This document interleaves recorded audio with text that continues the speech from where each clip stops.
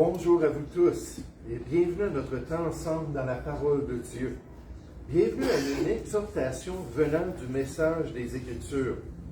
Une exhortation cette semaine envers notre foi en Dieu. Envers la foi du chrétien dans son Dieu. Notre confiance dans le Seigneur. Notre assurance devant le trône de la grâce. Alors que nous présentons nos requêtes devant sa présence. J'aimerais qu'on puisse chercher un texte biblique qui nous rappelle cet impact de la foi. L'impact de la foi sur les exaucements de nos pétitions, de nos prières, de la part du Seigneur. En se rappelant nécessairement cette vérité biblique que sans la foi, il est impossible de lui être agréable. Car il faut que celui qui s'approche de Dieu croit que Dieu existe et qu'il est le rémunérateur de ceux qui le cherchent. Au premier siècle, lorsqu'un esclave allait faire sa journée de travail et qu'il terminait son travail, il y avait toujours un esclave avec un gros sac d'argent. Puis là, tous ceux qui passaient, il leur donnait un denier ou un drachme. Et là, il les récompensait pour le travail. Là, cette personne-là pouvait arriver à la maison, donner ça à son épouse, qui pouvait s'en aller acheter la nourriture pour la prochaine semaine. C'était quand j'ai rencontré une dame qui venait de l'Espagne, que j'ai appris qu'en Europe, bien souvent, les gens allaient quotidiennement à l'épicerie. À tous les jours, les mamans se levaient, partaient tôt, et allaient à l'épicerie et ramenaient la nourriture de la journée. Mais dans les temps bibliques, c'était comme ça. Là, Dieu dit spirituellement, il y en a un qui a le sac d'argent. Et c'est notre rémunérateur si on s'approche de lui par la foi. Cherchons donc ensemble l'Évangile de Matthieu au chapitre 9.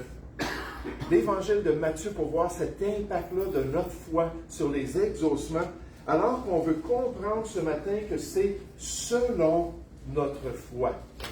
Selon notre foi. Complet à Dieu selon notre foi que le Seigneur va se manifester.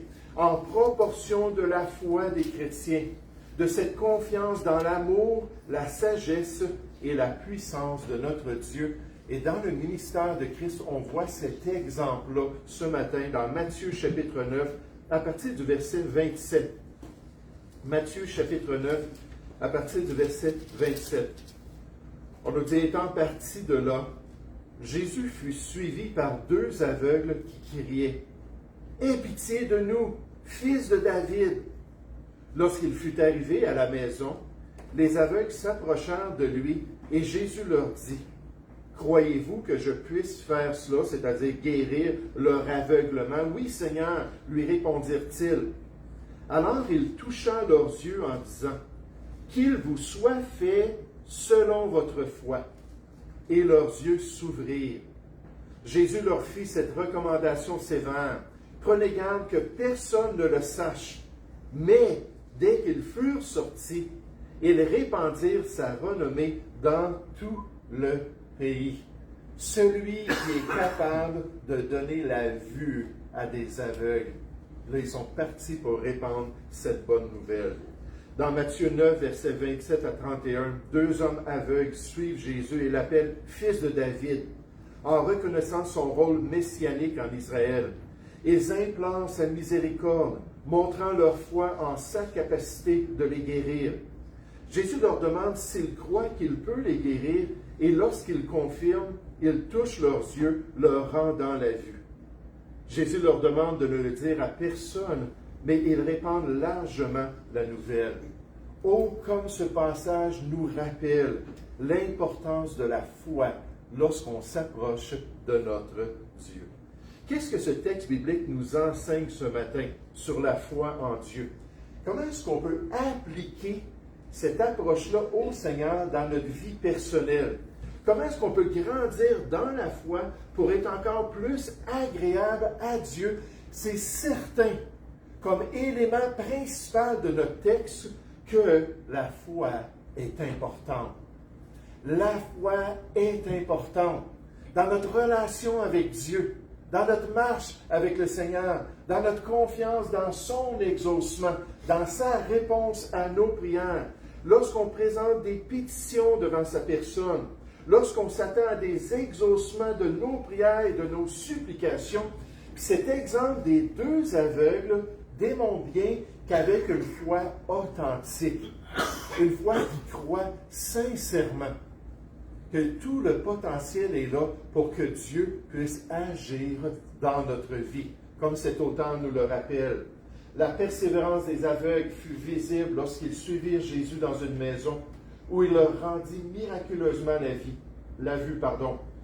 Leur foi était authentique car ils croyaient vraiment qu'il était capable de les guérir.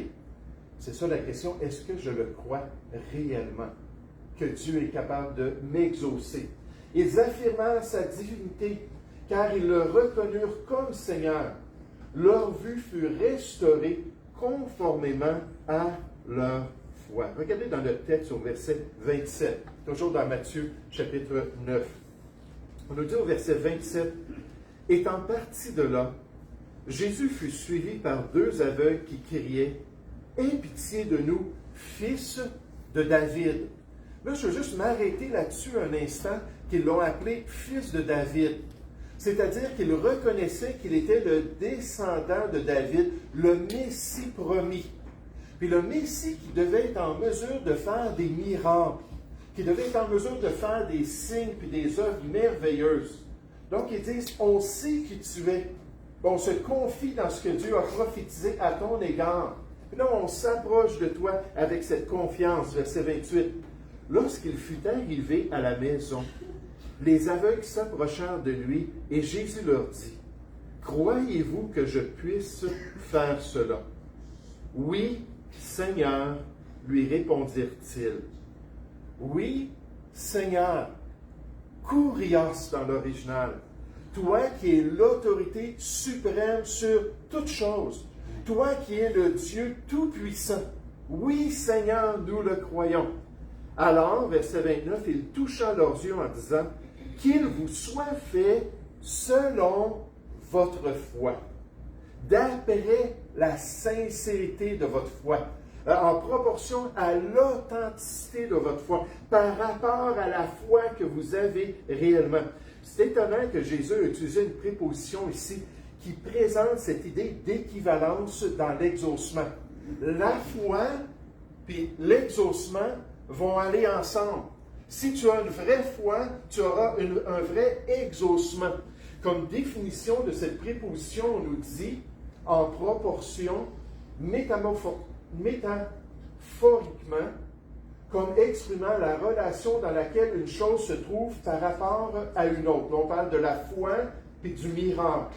La foi et l'exaucement.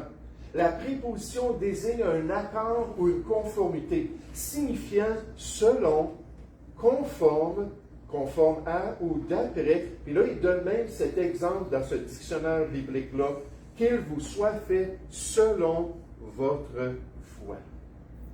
Oh, les Écritures affirment que le chrétien doit avoir une telle foi pour recevoir du Seigneur l'exaucement désiré. L'enfant de Dieu doit avoir confiance en lui lorsqu'il s'approche du trône de la grâce.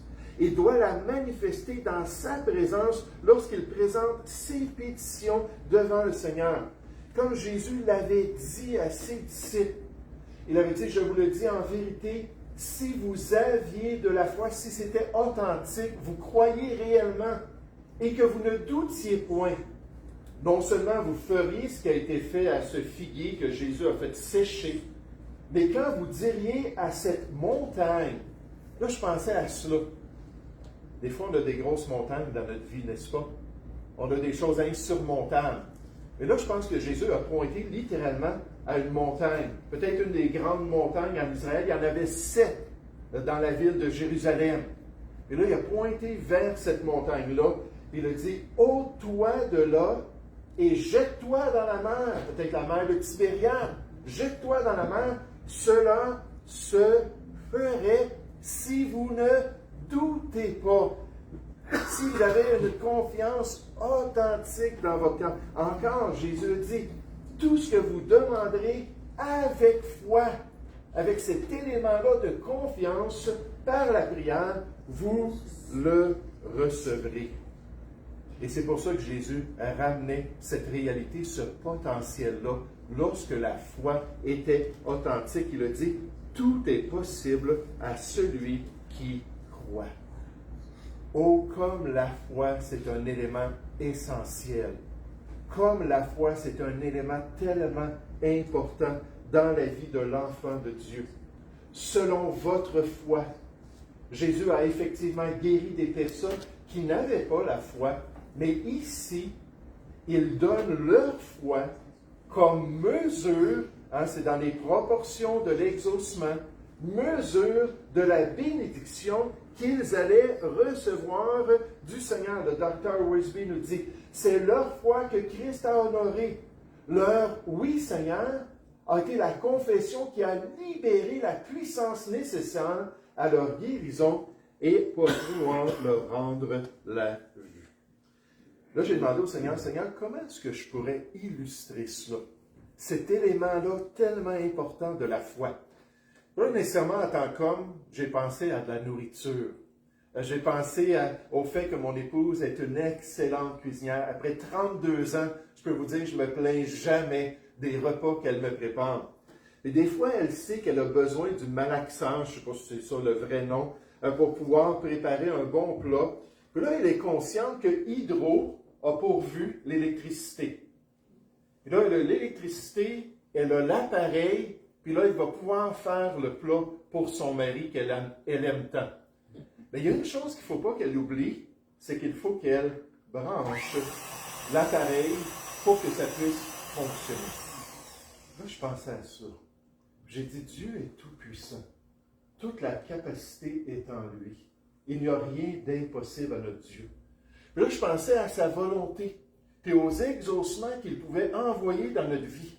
J'ai dit, qu'est-ce qui empêche des fois, parce que vous allez voir, ce n'est pas juste la foi, mais des fois, qu'est-ce qui pourrait l'empêcher d'agir?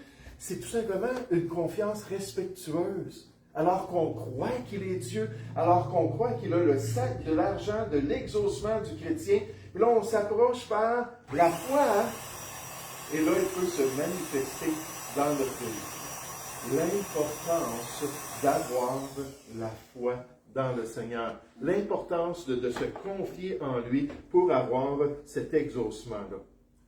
Et ma question pour vous ce matin, c'est est-ce que vous avez une foi authentique? Est-ce que vous vous approchez de lui et vous croyez en lui? Vous croyez qu'il peut accomplir ces choses et se manifester pour agir dans la vie de vos bien-aimés qui ne sont pas sauvés, pour vous bénir dans votre témoignage au travail, pour permettre à votre relation conjugale de s'améliorer, votre relation filiale d'être guérie avec vos enfants, peu importe c'est quoi. Est-ce qu'on est prêt à aller dans la prière avec cette foi-là qui nous donne tout ce potentiel-là? Et vous savez, alors que je pensais à la prière et à l'exaucement du Seigneur, il y a une chose qui est claire, qui est aussi importante et qu'il ne faut pas oublier, c'est que sa volonté est importante. Sa volonté, nécessairement, la foi est très importante. Mais au-delà de la foi, il ne faut pas oublier que sa volonté est importante. Imaginez, là, j'ai l'électricité d'Hydro, et mon épouse veut préparer mon mets, que c'est pesant, mais finalement, elle n'a pas l'appareil pour le faire. Et ce n'est pas le plan pour elle de faire cela. Et pour avoir toute l'énergie possible du 120, du 240, on avait ça du 110 puis du 220. Hein? Quand j'étais jeune, c'était 120, 240. Puis là, toute l'énergie possible, mais non, ce n'est pas le plan. Ce n'est pas la volonté de mon épouse, ce n'est pas ce qu'elle veut faire. Puis là, de réaliser cela. Frères et sœurs, Dieu ne donne pas aux chrétiens tout ce qu'ils désirent. Loin de là. Comprenons que le Seigneur exauce nos requêtes selon son plan, sa sagesse, son amour et sa volonté pour l'enfant de Dieu. Il sait ce qui est vraiment bon pour nous et il nous bénit en accord avec cette connaissance de nos vrais besoins dans notre marche chrétienne. Un auteur nous rappelle que la prière est un instrument puissant, non pas pour que la volonté de l'homme soit faite au ciel, j'aimais tellement cela, mais pour que la volonté de Dieu soit faite sur la terre. alors que Dieu peut se manifester selon son plan, selon sa sagesse, selon ce qu'il désire dans notre vie. Un autre auteur, George Muller, nous dit « La prière ne consiste pas à surmonter la réticence de Dieu. » Il y a des gens, on dirait que c'est ça. À force de prière, Matthieu 6, ils pensent qu'ils vont faire plier Dieu à leur désir. Là, ça prie, puis ça prie, puis ça prie, puis ça prie, puis ça prie, puis ça prie. Et des fois, c'est légitime. Paul, dans Romains chapitre 1, voulait tellement aller à Rome, avoir un ministère auprès de ces chrétiens-là, continuellement, avec une extrême ardeur, il ne cessait de demander cela à Dieu. Mais il faut être honnête devant Dieu. Puis avant tout, dire, Seigneur, que ta volonté soit faite. Si c'est ta volonté, si c'est ton plan, si c'est ce que tu veux pour moi, alors je suis prêt à marcher dans tes voies. Et là, pasteur George Muller a dit cela. Je ne sais pas si vous savez qui est George Muller, mais dans l'histoire chrétienne, c'est un des plus grands héros de la foi dans l'Église chrétienne. C'est un homme qui était extraordinaire. Je vous rappelle un peu les faits concernant son ministère. On nous dit que George Muller est un pasteur évangélique et le directeur de l'orphelinat Ashley Down à Bristol, en Angleterre, au 19e siècle. Connu pour sa foi profonde et sa confiance en Dieu pour la subsistance des enfants sous sa charge. Il trouvait des enfants qui étaient dans la rue, des enfants qui avaient été abandonnés par leur famille. Puis il venait les voir et il disait, est-ce que tu aimerais avoir une maison? Est-ce que tu aimerais avoir une place pour qu'on puisse s'occuper de toi, puis qu'on puisse prendre du temps avec toi, te nourrir, puis t'enseigner à lire, puis t'enseigner à être un citoyen, un Anglais qui va être responsable, qui va être fonctionnel dans la société. Puis en passant, on va le faire avec la bénédiction de Dieu, parce que Dieu va être en plein centre du processus. Est-ce que ça t'intéresse? Puis là, il ramassait des jeunes, puis on nous dit que pendant sa vie, son ministère, il a pris soin avec son équipe de 10 000 enfants. 10 000! Imaginez si quelqu'un vous amenait un enfant, puis le mettait là, devant votre porte, puis se sauvait. Puis là, vous étiez responsable d'un enfant. Puis là, les autorités disaient, il vous a choisi, donc c'est vous qui allez vous en occuper. J'aimerais vous dire, ça serait du travail, n'est-ce pas? Et lui, il a pris soin de 10 000 enfants, puis ce qui est remarquable, c'est qu'il n'a jamais sollicité de dons. Non, il n'en faisait pas des annonces Facebook sur l'Internet. Il mettait nulle part cette réalité-là qu'il dépendait entièrement de la générosité des gens pour nourrir ces enfants-là. Et même des fois, il arrivait à des moments, c'est arrivé souvent, où ils n'avaient plus de nourriture. Ils se levaient le matin, ils se nettoyaient, se préparaient, ils remplissaient toutes les tables, puis ils remerciaient le Seigneur pour la nourriture qu'ils allaient manger. Quand ses assistants disaient, « Il est fou, il est fou! » Il n'y en a pas de nourriture. Puis là, tout à coup, le boulanger d'à côté dit, j'ai pas été capable de dormir de la nuit. Dieu me dit, prépare du pain pour cet orphelinat-là. Là, tout à coup, le laitier du village dit, je suis tombé en panne, puis je vais tout perdre mon lait d'ici que je répare ma roue. Donc, il faut que je vous donne tout ce lait-là. Puis par la dépendance, un homme avec un don de foi et dans des circonstances spéciales que Dieu a utilisé pour répandre le fait que si on a une foi sincère, puis c'est sa volonté, il n'y a pas de limite à ce que Dieu peut faire dans notre vie. Tout est possible. Alors qu'on marche avec Dieu, puis qu'on veut accomplir sa volonté, connaissant un peu plus le personnage, remarquez ce qu'il a dit. La prière ne consiste pas à surmonter la réticence de Dieu. Elle consiste plutôt à saisir la volonté de Dieu pour nos vies. Cet homme-là se levait aux petites heures du matin, passait au moins 2 heures et demie de temps à lire la Bible. Il disait, Seigneur, que veux-tu que je fasse? C'est quoi ton plan pour la journée? C'est quoi que tu veux qu'on accomplisse? Là, il sortait de cette chambre privée, puis là, les enfants commençaient à se lever, puis là, il partait avec la confirmation dans son cœur qu'il était toujours en train d'accomplir la volonté de son Dieu, pour trouver son plan, pour accomplir sa volonté. Dans notre passage, on ne voit pas spécifiquement la volonté de Dieu mentionnée, mais j'aimerais vous dire, on voit une soumission à la volonté de Dieu. Revenez encore dans notre texte au verset 27. On nous dit, étant parti de là, Jésus fut suivi par 2 aveugles qui criaient, aie pitié de nous, fils de David, on sait qui tu es. Lorsqu'il fut arrivé à la maison, petite particularité du texte grec, l'article défini, ça veut dire une maison spéciale. Est-ce que c'était le quartier général de Jésus? Est-ce que c'était la maison de peut-être Pierre, Simon-Pierre? C'était une maison particulière, on dit, à cet endroit-là, voici ce qu'ils ont fait. Donc on nous dit, Jésus dit, croyez-vous que je puisse faire cela? Oui, Seigneur. Oui, toi qui es notre Maître. Oui, toi qui décides tout, l'autorité sur notre vie. Celui qui est souverain sur notre condition, celui qui est souverain sur notre santé. Puis je suis conscient qu'il y a du monde qui souffre en ce moment dans notre assemblée, qui souffre physiquement. Il y en a qui souffrent spirituellement, il y en a qui souffrent au niveau de leurs relations. Il y a toutes sortes de degrés de souffrance qu'on peut être en train de vivre. Mais je sais qu'il y en a qui ça fait longtemps, puis ça perdure, puis c'est difficile. Mais ils ont dit, oui Seigneur, c'est toi qui diriges. Oui, je me soumets. Oui, j'accepte ton plan. Alors, verset 29, il toucha leurs yeux en disant, qu'il vous soit fait selon votre foi. Et ça, c'est tellement merveilleux qu'ils ont accepté le plan de Dieu. Un refrain qui revient dans les expériences de Jésus avec des gens en Israël. Je crois que c'est un refrain qui lui plaisait. Alors que les gens lui disaient, Seigneur, si tu le veux, tu peux me rendre pur, ou tu peux me guérir, tu peux me transformer, si tu le veux. Ça, j'étais tellement content quand ma mère, qui est revenue de l'Afrique, qui était en train de travailler là-bas dans des orphelinats, puis dans des écoles chrétiennes, est revenue de l'Afrique, puis elle avait 2 tumeurs au cerveau, puis il n'y avait plus rien à faire pour l'opération, c'était trop développé, c'était gros comme des œufs, là, donc c'était vraiment très profond dans le cerveau, puis ils ont dit, on ne peut pas l'opérer, tout ça. Puis là, elle a appris à dire, Seigneur, si tu le veux, tu peux me guérir.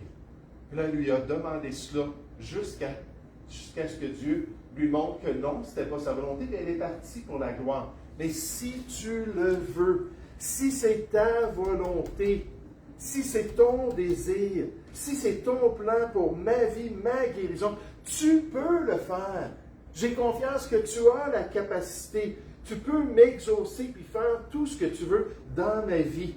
Mais cet esprit-là de confiance et de soumission, si tu le veux, tu peux le faire. Si, Seigneur, toi, tu le veux, tu peux le faire. Est-ce qu'on peut le dire tous ensemble? Si tu le veux, tu peux le faire. Et dire, Seigneur, j'ai confiance en toi, je sais que tu peux le faire. Que ta volonté soit faite dans mon malaise. Que ton plan s'accomplisse dans ma vie. Que ta sagesse guide dans cette marche ici-bas, alors que je me confie en toi et que j'ai cette assurance que si c'est ta volonté, à ce moment-là, je le sais par la foi, qu'en me confiant en toi, tu vas m'exaucer. La Bible nous dit dans les Écritures, dans 1 Jean chapitre 5, nous avons auprès de lui cette assurance que si nous demandons quelque chose selon sa volonté, avec ce critère tellement important que ta volonté soit faite, mais si c'est sa volonté, il nous écoute. Et si nous savons qu'il nous écoute, nous savons que nous possédons la chose que nous lui avons demandée, quelle qu'elle soit, parce que c'est sa volonté. Et c'est son plan pour ma situation. C'est l'objectif qu'il veut accomplir dans ma vie. Alors, Seigneur, à la lumière de cela, je me confie en toi et tu vas pouvoir te manifester dans ma vie. Tu vas pouvoir te glorifier par cet exaucement merveilleux dans mon existence. Un auteur nous dit, dans la mesure où la volonté de Dieu n'est pas la nôtre, nous ne demeurons pas dans la foi et nos prières ne sont pas exaucées lorsqu'on pousse quelque chose, ce n'est pas le plan de Dieu. Dieu ne nous donne pas la paix. Dieu ne confirme pas par les circonstances. Les portes sont toutes en train de se fermer. J'aimerais vous dire qu'il a fallu qu'on apprenne ça avec Michael et Mélanie. L'Église avait même voté que Michael devienne mon assistant pasteur. Un jeune homme pasteur aux États-Unis, tout cela, puis qu'il puisse venir ici, puis servir avec tous leurs dons, tous leurs talents. Nous, on était excités de tout ce potentiel-là, puis nécessairement, dans notre amour, on était bien contents aussi. Là, les portes se ferment. Et les portes se ferment. Là, il y a une petite lueur d'espoir, mais là, je dis toujours, OK, Seigneur, j'ai appris la leçon. Que ta volonté soit faite, que ton plan puisse s'accomplir dans notre vie. Si on n'a pas cette attitude-là, bien, on ne plaît pas au Seigneur. Si nous connaissions parfaitement la volonté de Dieu et nous y mettions de tout cœur, si nous soumettions, de tout cœur, il nous serait impossible de demander pour l'esprit ou pour le corps quoi que ce soit qu'il ne devrait pas accomplir. C'est cet état idéal que l'apôtre, en parlant de Jean dans Jean 5, 14 et 15, que l'apôtre a en vue. Lorsque le chrétien a un exaucement parfait de sa requête, lorsqu'il a cette manifestation de la grâce de Dieu, de toute cette possibilité-là, de tout ce potentiel-là que Jésus a enseigné à ses apôtres. Je vous le dis en vérité, si vous aviez même de la foi comme un grain de se lever, pas besoin d'avoir beaucoup de foi, qu'elle soit authentique, vous diriez encore une fois à cette montagne, transporte-toi d'ici là, et elle se transporterait. Rien ne vous serait impossible. Pourquoi? Parce que c'est la foi du chrétien, la volonté de Dieu, qui sont unis ensemble dans un bel exaucement pour la gloire de notre Dieu. Est-ce qu'on a la foi dans la puissance de notre Dieu? Est-ce qu'on se soumet à sa volonté? Est-ce qu'on veut vraiment que son plan et ses desseins s'accomplissent dans notre vie chrétienne pour pouvoir avoir de l'assurance devant notre Dieu? Ce matin, j'aimerais terminer avec un point que je crois aussi qui est très important. On voit ce miracle extraordinaire. Quelqu'un qui est capable de donner la vue à des aveugles. Et dans les Écritures, il n'y a pas juste un aveuglement physique, il y a aussi un aveuglement spirituel. Puis Dieu peut guérir les deux. J'aimerais juste terminer avec cette application-là, à la lumière de cette réalité-là du miracle de Jésus, que la vraie vue est importante. La vraie vue, la vue spirituelle est importante. Dans le ministère de l'Église de Jésus-Christ, les Écritures nous disent qu'il faut leur ouvrir les yeux. Paul a reçu cette instruction-là du Seigneur Jésus. Il faut leur ouvrir les yeux aux inconvertis, nécessairement par l'œuvre de Dieu, pour qu'ils passent des ténèbres à la lumière et de la puissance de Satan à Dieu, pour qu'ils reçoivent par la foi en moi le pardon des péchés et l'héritage avec les sanctifiés.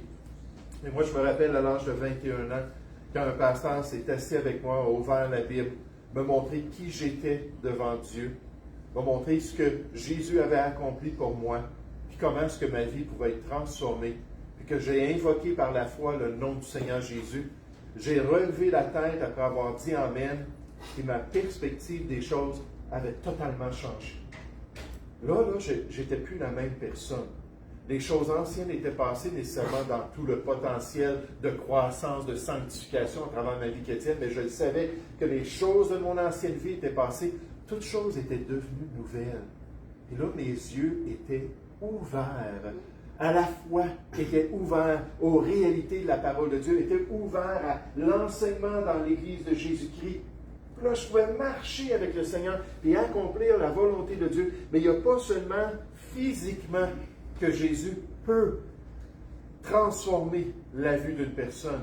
Il y a aussi spirituellement, alors qu'on avoue devant lui qu'on est aveugle, qu'on a besoin qu'il nous change, qu'il nous sauve, qu'il nous transforme. Matthieu chapitre 9, verset 27, est en partie de là. Jésus fut suivi par deux aveugles qui criaient « Aie pitié de nous, fils de David ». Comment est-ce qu'ils l'ont suivi? Probablement avec l'aide de leurs amis. Ah, ici, non, il est rendu là. Puis, va dans la maison, ici. Il est là le fils de David. Lorsqu'il fut arrivé à la maison, les aveugles s'approchèrent de lui et Jésus leur dit « Croyez-vous que je puisse faire cela? » « Oui, Seigneur, lui répondirent-ils. Alors il toucha leurs yeux en disant « Qu'il vous soit fait selon votre foi. » Et leurs yeux s'ouvrirent. Jésus leur fit cette recommandation sévère. Prenez garde que personne ne le sache. Mais dès qu'ils furent sortis, ils répandirent sa renommée dans tout le pays avec le contexte qui est en train de se développer à ce moment-là dans le ministère du Seigneur Jésus. Le ministère du Messie devait ouvrir les yeux, non seulement de ceux qui sont physiquement aveugles. Là, je vous parle, frères et sœurs, je parle à ceux qui sont ici, peut-être qui ne sont pas encore sauvés, Dieu le sait, mais aussi de ceux qui sont spirituellement aveugles. Par conséquent, les hommes les plus aveugles peuvent le suivre car Jésus, la vraie lumière, éclaire chaque homme. Il se fait connaître à chaque personne dans cette œuvre merveilleuse. Quand une personne vient à lui et dit « Je suis aveugle spirituellement », viens à lui, j'ai besoin de la lumière de la vie. Viens à lui, j'ai besoin que tu me fasses passer des ténèbres à ton admirable lumière. Avec cette foi-là, connaissant la volonté de Dieu, on peut expérimenter une transformation que Jésus a aussi fait durant son ministère. Mais vous savez ce qui est triste? Le Seigneur Jésus, le plus grand enseignant, le meilleur exemple, le Fils de Dieu avec toute la puissance de Dieu sur lui, n'a pas pu ouvrir les yeux de tous ceux qui étaient aveugles. Parce qu'il y en a qui ne voulaient pas admettre qu'ils avaient besoin qu'ils touchent leurs yeux, qu'ils changent leur perspective de la vie. Ça nous rappelle cela lorsqu'on voit ce qu'il a dit aux chefs religieux. Il a dit, si vous étiez aveugle, vous n'auriez pas de péché. Hein, comme cet homme-là dans Jean 9 qui venait de guérir. Il était aveugle-né, puis il venait de le guérir, tout ça. Puis là, il a parlé de ces vérités-là avec ces chefs religieux-là. Puis il dit, si vous étiez aveugle, si vous compreniez que vous êtes aveugle, mais spirituellement, que vous n'avez pas cette relation avec Dieu, que vous n'avez pas la lumière de la vie, vous n'auriez pas de péché, parce que là, je pourrais vous guérir. Mais maintenant, vous dites, nous voyons. C'est pour cela que votre péché subsiste et que ces gens-là ne pouvaient pas être guéris de leur aveuglement, ne pouvaient pas recevoir cette nouvelle vie-là en Jésus-Christ, ne pouvaient pas avoir cette transformation. Jésus dit, je suis la lumière du monde. Celui qui me suit ne marchera pas dans les ténèbres. On est passé des ténèbres, Éphésiens 5:8, à la lumière. On est des enfants de lumière et on peut marcher comme des enfants de lumière, ayant les yeux ouverts sur les réalités spirituelles, ayant les yeux ouverts sur la moralité biblique, ayant les yeux ouverts sur le plan de Dieu pour notre vie. Et vous savez, il y a des gens qui assistent dans nos églises, puis qui entendent ces messages-là, puis qui voient les chrétiens qui partagent les transformations dans leur vie, puis les changements qu'ils font dans leur quotidien. Ces gens-là disent, « Ah, je ne vois pas ça. Je suis vraiment là, incapable de comprendre ces choses-là. Certainement incapable de comprendre la Bible, puis de vivre selon les instructions de la Bible. » Et probablement, comme ces chefs religieux, les experts de l'Ancien Testament, probablement que c'est juste une question d'aveuglement. Il faut le reconnaître pour que Dieu puisse nous guérir et nous transformer. On nous dit, mais il aura la lumière de la vie. Est-ce qu'on est prêt à croire en Jésus? Est-ce qu'on est prêt à recevoir cette vue spirituelle de la vie? Est-ce qu'on est prêt à accepter que c'est sa volonté, notre conversion à Dieu, notre passage des ténèbres à son admirable lumière? Est-ce qu'on est prêt à dire, oui, je n'ai pas cette relation-là avec Dieu, je n'ai pas expérimenté cette nouvelle vie-là? Alors, on peut tout simplement lui demander de venir et d'ouvrir nos yeux et de nous permettre de le connaître par le pardon de nos péchés. Oh, ce beau passage du ministère de Christ ce matin, avec un beau miracle lorsqu'il a étendu sa main sur ces deux aveugles. Qu'est-ce que ça nous rappelle? Ça nous rappelle que la foi est importante. La foi est importante. Pour être guéri, pour être exaucé par notre Dieu, pour qu'il se manifeste puissamment dans notre vie, il faut absolument par la foi connecter notre foi à sa volonté pour pouvoir expérimenter cette nouvelle vie-là, expérimenter cet exaucement-là dans notre vie. Mais ce beau passage nous rappelle aussi que la volonté de Dieu est importante. Sa volonté est importante. On ne peut pas forcer le bras de Dieu. On ne peut pas lui imposer notre volonté par nos prières. Il faut apprendre plutôt à lui dire que ta volonté soit faite, comme Jésus a dit, non pas ce que moi je veux, mais ce que tu veux, Seigneur. Exauce-moi selon ton plan. Exauce-moi selon ta volonté, selon ta sagesse, selon ton amour. Et je vais dépendre de toi et se soumettre ainsi à son plan. Et comme implication, ça nous rappelle qu'il n'y a pas juste un aveuglement physique. Il y a aussi un aveuglement spirituel. Alors qu'on a besoin que nos yeux soient totalement changés.